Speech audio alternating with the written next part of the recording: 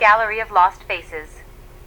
The stone floor of the lower gallery was not cold. It felt feverish, pulsing with a rhythmic, subterranean thrum. Sarah kept her back pressed against the weeping mortar, her breath hitched in her throat, a ragged sound that felt like a gunshot in the oppressive silence. She had slipped her bonds. Anya's whispered instructions had been precise, a set of verbal keys to unpick the Fae-wrought shackles, but the house knew. The house was watching. Every surface in this corridor was slick, coated in a fine, translucent film that smelled of ozone and dried pressed flowers. She rounded a corner and stopped, her hand flying to her mouth to stifle a whimper. The hallway opened into a cathedral of horrors. Rows upon rows of pedestals rose from the floor like gravestones in a forgotten cemetery. But these were not stone. They were victims. Dozens of figures stood in rigid, agonizingly perfect poses, their skin transformed into a translucent, matte porcelain. Their eyes were still real, wet, frantic, rolling in their glass-like sockets, but their bodies were frozen in mid-scream, mid-plea, mid-despair. A young man, his arm permanently extended as if reaching for an exit that didn't exist, was now a coat rack, a heavy, velvet cloak draped over his petrified shoulder. A woman, her face twisted in a rictus of eternal shock, served as a pedestal for a bronze clock that ticked in sync with the manor's own heartbeat. They were the collection. David's living furniture. Sarah's vampiric senses, usually a keen instrument of survival, were overwhelmed. She could feel their faint, flickering sparks of consciousness, a chorus of 100 dying candles struggling against the smothering wax of the manor's magic. The sheer malice of it rolled over her, cold and heavy as lead. If she didn't find Rachel, if she didn't stop the ritual, this would be her sister's face. This would be the eternity awaiting them both, a decorative ornament in a sadistic, gilded cage. She moved forward, stepping gingerly over the patterns of silver salt embedded in the floorboards. Anya had warned her, the floor is a contract. Step on the seams, and you accept the terms of the room. Sarah kept to the center of the warped planks, her boots silent. She passed a Victorian girl, her hands folded primly in her lap, serving as a side table for a tray of untouched tea. The girl's eyes tracked Sarah as she passed, a desperate, watery movement that begged for a release Sarah couldn't yet provide. Sarah felt a surge of nausea that bordered on the lethal. She was a hunter, a creature of blood and shadow, yet here she felt like a moth drifting toward a furnace. The walls began to thin, the stone transitioning into a strange, organic material. It looked like ribcage bone, curved and bleached white. The air grew thick with the cloying, sickly sweet scent of industrial lacquer and formaldehyde. She reached a heavy, arched doorway draped in black velvet curtains that seemed to drink the meager light. From behind the fabric, she heard the sound of scraping metal on glass. A rhythmic snick, snick, snick. The doll maker. Sarah crept closer, her fingers brushing the cold, damp stone of the threshold. She risked a glance through a gap in the curtain.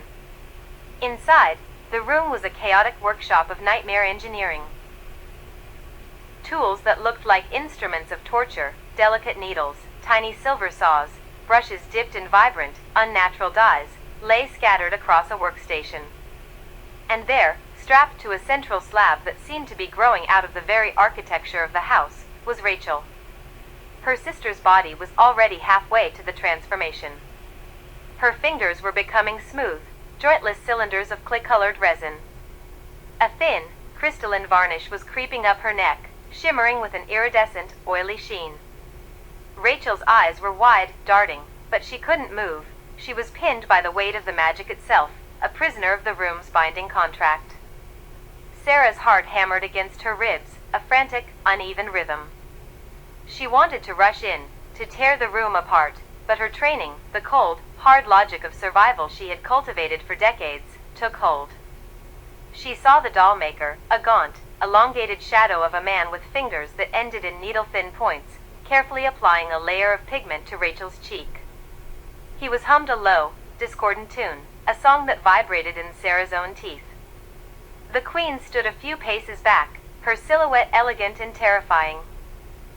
She held a heavy, iron-bound ledger, her fingers tracing the illuminated calligraphy that danced across the vellum pages. She was the administrator of this hell, the one who ensured that every gift, every name taken, every soul bound, was properly recorded and filed. "The resonance is perfect," the Queen said, her voice like ice dragging across silk. "The sister's name is already etched into the foundation. The vanity of it. To think they could ever truly belong to themselves." "She fights," the doll maker rasped, his voice sounding like dry leaves skittering over pavement. "The heart still pulses against the porcelain.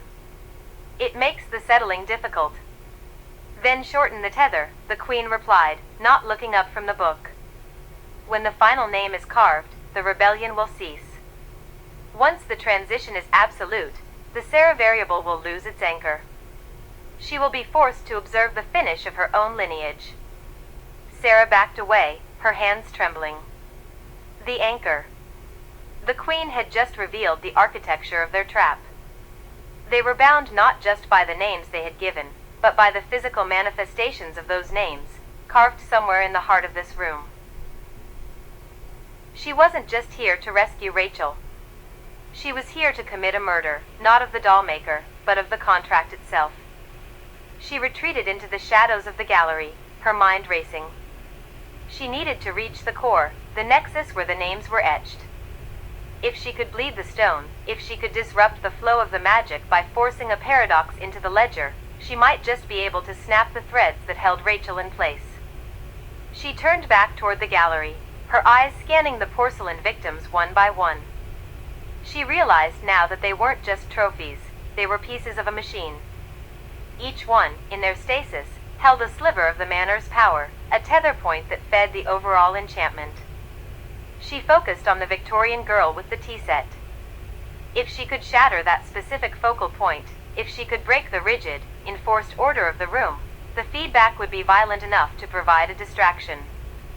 Sarah gripped a heavy, iron-wrought candlestick she'd snatched from the hallway, a crude but effective weapon. She crept back toward the girl, her breathing shallow, her eyes locked on the Queen's shadow through the curtain. "I will burn this place to the ground," Sarah promised the silence. "And I will start with your names." She raised the iron, her muscles tensed, the weight of her sister's life hanging in the balance of a single, decisive blow. She didn't look at the girl's eyes anymore. She looked at the seams where the flesh met the porcelain, and she swung. The air in the gallery was thick with the scent of stagnant lavender and embalming fluid. Sarah pressed her back against a pedestal topped by a glass bust, a woman whose eyes were frozen in a permanent state of silent, porcelain screaming. Her own breath hitched, hot and jagged, but she forced it down. To panic was to become another ornament. Below the gallery's vaulted arches, in a sunken clearing of black marble, the scene was a grotesque tableau of high ceremony. The Queen stood with her back to the stairs, her spine a rigid line of cruel grace. Opposite her, the doll maker, a spindly, multi-limbed thing that twitched with the kinetic energy of a nervous insect, was obsessively polishing a set of silver tools that caught the flickering, unnatural candlelight. In the center of the clearing, Rachel lay tethered to a stone plinth by glowing, translucent ribbons of violet light. Her eyes were closed, her face unnaturally pale. She didn't look like herself. She looked like a sketch of a memory, already fading into the static of the manor's collection. Sarah's fingers dug into the cold stone of the pillar, her nails scoring the masonry. She was close enough to smell the metallic tang of the binding ritual. It smelled like ozone and dried parchment. "The resonance is perfect," the Queen said. Her voice wasn't loud, but it echoed with the weight of a decree. "The elder sister is still thrashing in her cage. It feeds the psychic feedback loop. By the time the sun touches the boundary line, the younger will be indistinguishable from the collection." The doll maker clicked its tongue, a dry, woody sound. It reached into a velvet-lined case and withdrew a syringe filled with a shimmering, viscous mercury. "The name is the tether, my Queen. As long as she belongs to the manor will dictate the texture of her skin. Porcelain is, after all, the most honest medium for a soul that has been emptied of choice." Sarah leaned forward, straining to catch every syllable. Anya had whispered of the ledger, but seeing the mechanics of the enforcement was a different kind of horror. The Queen moved toward Rachel, tracing a line in the air with a long, elegant finger. A glowing sigil, the same sequence of characters Sarah had seen carved into her own prison walls, rippled into existence above Rachel's chest. "Observe," the Queen murmured to the dollmaker. "The binding is not merely the name. It is the symmetry. If the name is carved in the foundation, the flesh must mirror the stone. We do not just capture them, we harmonize them." Sarah's heart hammered against her ribs. Symmetry. The word repeated in her mind, turning over like a piece of tumblestone. She looked at the sigil burning above Rachel. It was a complex, recursive knot, reflecting a logic that was both mathematical and sadistic. If the manor demanded harmony, if the contract required the sisters to mirror the architecture of the house, then the binding wasn't just a shackle, it was a bridge. She watched, mesmerized and repulsed, as the dollmaker began to recite a sequence of guttural, melodic tones. As it chanted, the translucent ribbons of light tightened around Rachel's wrists, and the stone plinth beneath her began to bleed a dark, ink-like substance. The ink flowed upward, tracing the sigil in the air, etching the Fae's claim into the very atmosphere of the room. It's a feedback loop, Sarah realized. They aren't just changing her, they're using the manor's connection to me to stabilize the transformation. The dollmaker raised the needle, its movements precise and devoid of hesitation. One small prick to sever the last threads of autonomy, it hissed. Then, the transition to the cabinet. A star for the shelf, eternal and unchanging. Sarah felt a cold, sharp clarity wash over her. She couldn't kill the Queen, not here, not with the manor's magic shielding her. But she had been listening to the rhythm of the ritual. The chanting wasn't just a spell, it was a rhythmic lock and key mechanism. The Queen was the key, the dollmaker was the hand, and the manor was the lock. If she could introduce a dissonance, if she could rewrite the symmetry, the manor wouldn't be able to distinguish between the victim and the environment. She scanned the room, her gaze darting from the Queen's poised posture to the ornate control panel of glass and shadow that hummed at the base of the plinth. There, etched into a gold plate, was the primary seal of the Blackwood contract. It was a jagged, ugly thing, vibrating with the same frequency as the ribbons binding her sister. It's not just a sign, she thought. It's an anchor. Sarah took a slow, agonizing breath. She needed to get to that plate. She needed to introduce her own name, the name she had been told to hide, the name she had fought to bury, into that seal. Not as a captive, but as a contagion. The Queen turned slightly, her gaze sweeping toward the shadows where Sarah hid. Sarah flattened herself, pressing into the darkness, becoming as still as the statues around her. Her blood, cold and slow, felt like ice water in her veins. She was a predator, yes, but here, she was just an anomaly in the house's ledger. "Do you feel that?" the Queen asked, her voice sharpening. She tilted her head, eyes narrowing. A tremor in the weave. Someone is listening. The dollmaker paused, its head rotating a full 180 degrees to scan the upper tiers. A fly in the web, perhaps? Or the sister, finally finding the courage to break her knuckles against the walls? "If she moves, the manor will sense the dissonance," the Queen said, stepping toward the center of the floor. "And the manor is quite hungry for new materials." Sarah waited, her teeth gritted. She had to wait for the exact moment the Queen tapped the sigil. That was the window.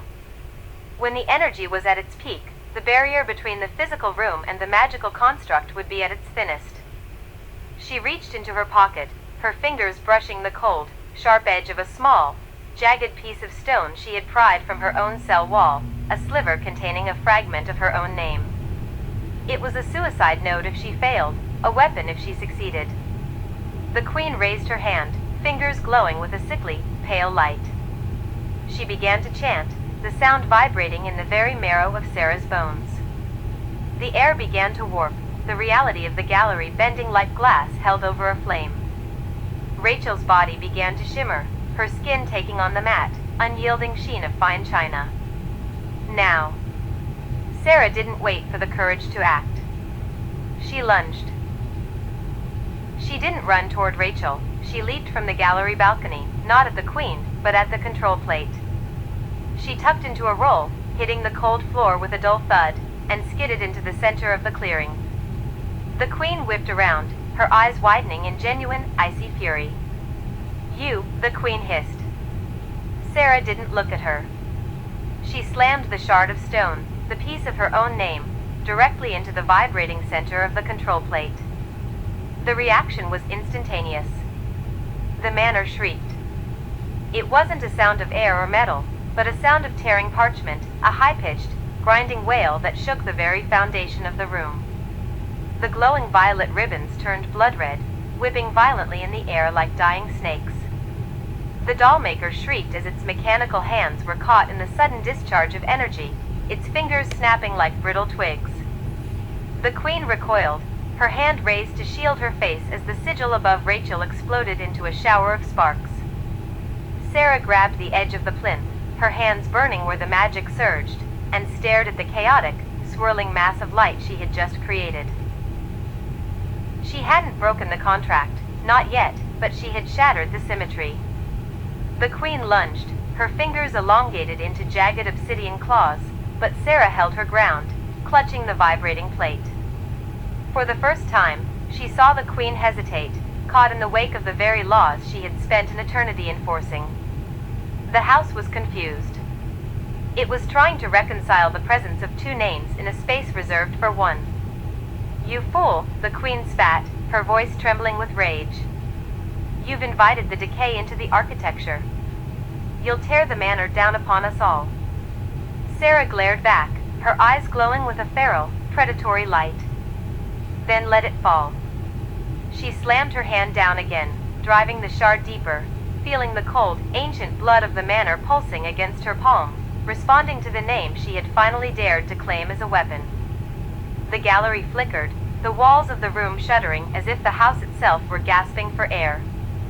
Rachel began to stir, the porcelain sheen on her skin cracking, flaking away like dry autumn leaves. She gasped, a ragged, human sound that was the sweetest thing Sarah had ever heard. "Sarah?" Rachel's voice was faint, terrified, and real. "Don't move," Sarah commanded, her gaze locked on the queen. The queen was retreating, her composure shattered as the room's foundations began to groan under the strain of the paradox. "Hold on to the light. We're leaving." The ceiling began to weep dust and shadow, the room deconstructing itself as the manor tried to eject the dissonance. Sarah looked at the queen, then at the doll-maker, then at the swirling, impossible vortex of light where her own life was currently being rewritten into the house's code.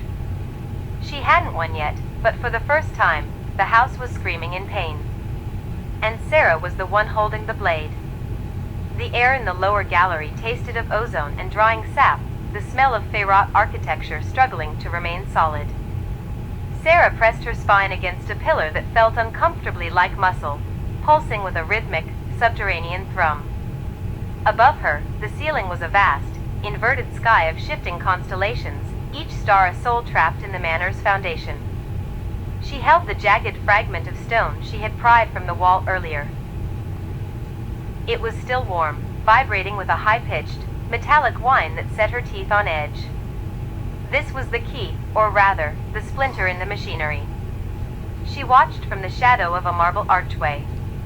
Across the grand, echoing expanse of the Gallery of Lost Faces, the queen stood at the center of a geometric web of silver thread. Her movements were fluid, predatory, her gown trailing behind her like spilled oil. Beside her, the doll-maker hunched over a work table, his spindly fingers stitching the final, translucent layers of enchantment onto the air itself. Rachel was suspended in the center of the web, her body limp, her eyes tracking the movement of the threads as if she were already beginning to dream in porcelain. Sarah focused, not on her sister's agony, but on the flow. The queen was whispering in a tongue that sounded like glass breaking, an incantation designed to lock the room into a static state of collection. Every word the queen uttered pulsed through the silver threads, tightening the snare around Rachel. It's a linguistic lock, Sarah realized, her breath hitching. She isn't just casting a spell, she's dictating a contract. Sarah began to crawl, moving through the gaps between the displays. The furniture here, chairs made of calcified bone, lamps fueled by trapped moonlight, seemed to lean away from her presence. She had learned from Anya, to move through a Fae's home, one had to move like a ghost, refusing to acknowledge the physical reality of the objects. If she didn't believe the floor could trip her, it couldn't. She reached the perimeter of the ritual space. The silver threads hummed with lethal frequency. One touch would strip the marrow from her bones. But Sarah had the shard.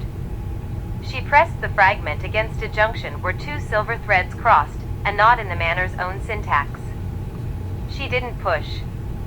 She listened. The queen's voice rose, a sharp command of binding. Sarah caught the inflection, a specific, melodic slide that defined the contractual weight of the room. It was the same cadence she had heard when David first claimed their names. It was a loop. If the name is the key, then the name is also the flaw, she thought. Sarah closed her eyes, fighting the urge to look at Rachel. She reached into the shard, channeling her own vampire nature, the cold, stagnant blood in her veins acting as an anchor against the Fae's volatility. She pressed the jagged stone edge deeper into the silver web. The manor groaned. The sound wasn't of stone shifting, but of 1,000 trapped voices crying out in unison. The dollmaker's head snapped toward the disturbance. The symmetry is breached, the dollmaker hissed, his voice sounding like dry leaves skittering over pavement. Someone is tampering with the baseline. Find the parasite, the queen commanded, her voice devoid of urgency, colder than the grave. She didn't look away from Rachel. She knew, with the supreme arrogance of her kind, that any intrusion was merely an inconvenience to be excised. Sarah didn't wait for them to spot her. She twisted the shard, forcing a counter cadence into the vibration of the threads. She mimicked the tone the queen had used, but added a sharp, dissonant undertone, a note of refusal. The threads turned jagged, glowing a sickly, bruised purple. The air in the room warped, the perspective stretching until the far wall felt 100 miles away. The queen faltered, her hand hovering in the air as the silver web began to unravel, the threads snapping like over-tightened violin strings. Now, Sarah thought. She lunged from the shadows. She didn't run at them, she ran at the space between them, where the reality of the manor was thinnest. The dollmaker swung a needle as long as a spear, its tip glowing with corrosive ichor. Sarah dropped into a slide, the blade whistling inches above her hair.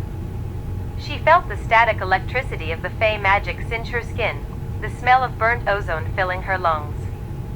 She reached the center of the web. Rachel hung there, trapped in a translucent call of magic. Sarah jammed the shard directly into the nexus, the point where the silver threads converged at Rachel's throat. The impact triggered a violent discharge. A shockwave of pure, unfiltered energy blasted outward, knocking the queen back against the pedestals of her own collection. The manor shrieked, the walls bleeding a thick, dark ichor that smelled of ancient rot. "You insolent creature," the queen snarled, her elegance finally shattering into raw, jagged fury. Her face shifted, the skin becoming a mosaic of shifting, mirrored surfaces. "You cannot break a name once it is written in the blood of the estate." "I'm not breaking the name," Sarah gritted out, her hands burning as she gripped the vibrating shard, forcing it deeper into the nexus. "I'm correcting the spelling." She tore the shard downward. The floor beneath them gave way, not into a hole, but into a paradox. The room folded in on itself. The statues of previous victims began to twitch, their stone eyes tracking the queen with sudden, frantic intelligence. The furniture began to reject the Fae's presence, the bone chairs collapsing into dust, the moonlight lamps flickering and dying. Sarah grabbed Rachel's arm. Her sister felt impossibly cold, her skin already starting to harden into something smooth and unyielding. "Sarah?" Rachel's voice was a whisper, hollow and distant, as if she were calling from the bottom of a well. "Don't let go," Sarah commanded, her own strength waning as the manor fought to keep them, its corridors shifting to swallow them whole. The queen lunged, her fingers elongated into needles of cold iron, aiming for Sarah's heart. Sarah turned, swinging the shard in a wide, desperate arc. It connected with the queen's shoulder, a spray of iridescent starlight erupting from the wound. The queen fell back, a look of genuine confusion on her face. She hadn't expected the prey to wield the predator's tools. "The manor wants us gone," David's bitch, Sarah spat, looking directly at the queen. "It's tired of your collection." Sarah lunged for the threshold, dragging Rachel with her. They scrambled through the shifting geometry of the gallery, the walls closing in like the jaws of a beast. Behind them, the queen was screaming commands, but the manor was no longer listening. The very foundations were revolting against the binding, the weight of 1,000 stolen names finally pressing down on the contract David had built. They reached the door, a heavy, iron-bound archway that led to the upper, restricted levels. Sarah slammed the shard into the locking mechanism. The metal shrieked as it recognized the signature of the master, then groaned and swung wide, revealing a sliver of the cold, gray morning light waiting on the other side. The manor was dying. The ceiling above them began to rain debris, shattered porcelain faces and fragments of gilded frame. Sarah pulled Rachel forward, stumbling into the narrow corridor that led toward the exit. She could feel the manor's presence clawing at her heels, a hungry, sentient darkness desperate to drag them back into the stillness of the collection. She didn't stop. She couldn't afford to. She kicked open the final barricade, the air turning from the stale, perfumed scent of the Fae to the sharp, biting scent of pine needles and damp earth.